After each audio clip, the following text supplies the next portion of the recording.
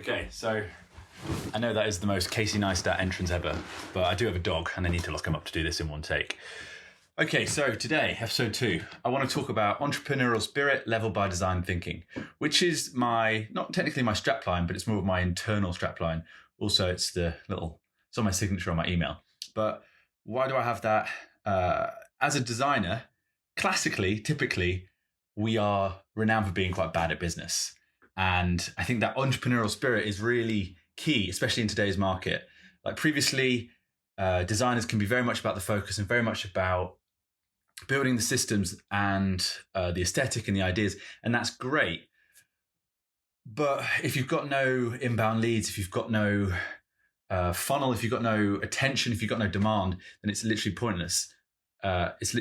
Hence why when you're trying to sell really expensive branding services to somebody who doesn't quite need it yet or is just starting out, you hit a cap. Of course you are, because you're not solving a problem that is relevant at the moment.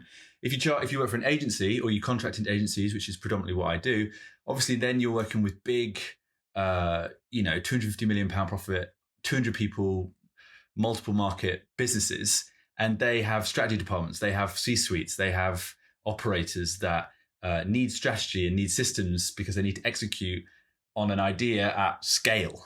Until you have scale, I don't really think branding or strategy is needed. So entrepreneurial spirit level by design thinking, I just think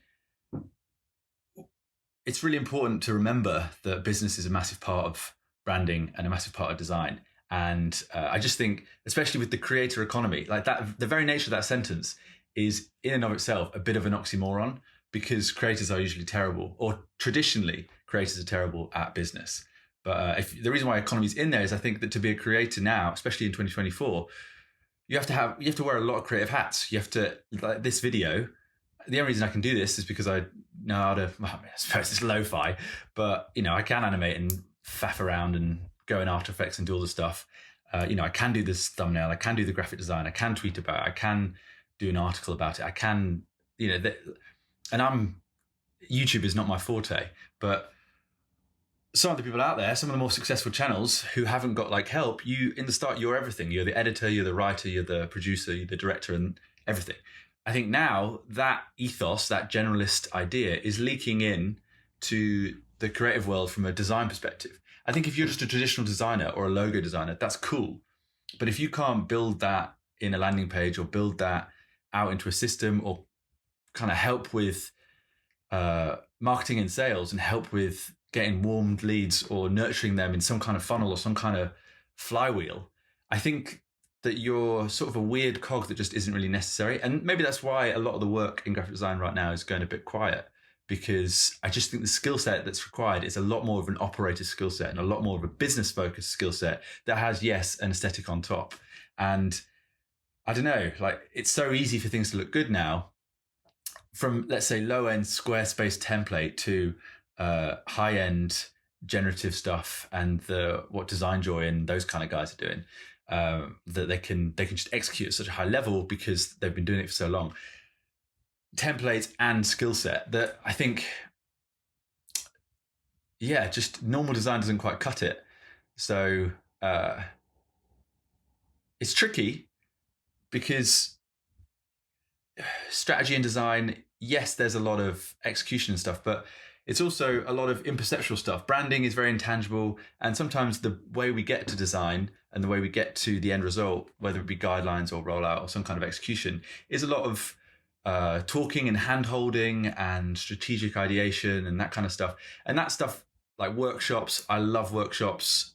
I would do workshops forever, just helping people sort out their kind of problems and align that strategy. That's what I'm really good at. I really like coming up with ideas and running those kind of drills. But that's very hard to productize. I need to be in the room with somebody. There needs to be Post-it notes like there is, and you need to kind of draw it and get messy. And that's a hard thing to productize. And I think, yes, you can productize a service. But what I actually think I need to do, or what I'm trying to do, and hopefully there are people out there, it sounds like the people I talk to, we're all frantically trying to learn more skills. Like we're trying to skill stack rather than just get better and better and better at one thing that then becomes unnecessary. That entrepreneurial spirit is about skill stacking and learning how to enter new markets or how to offer more value to the market. The very nature of the word "the market" is not often mentioned in design circles, but maybe it is a bit more in marketing and a bit more in sales. But yeah, usually they're very separate. And I think that whole trifecta of marketing, sales, business, branding, that is being fused into one cohesive unit, which I think is cool.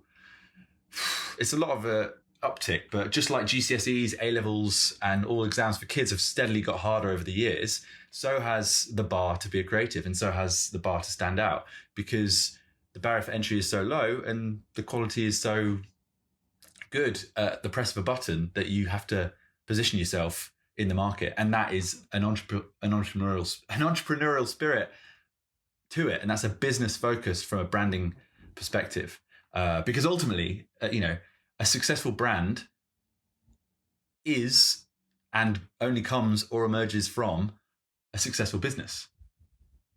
So what are we doing here?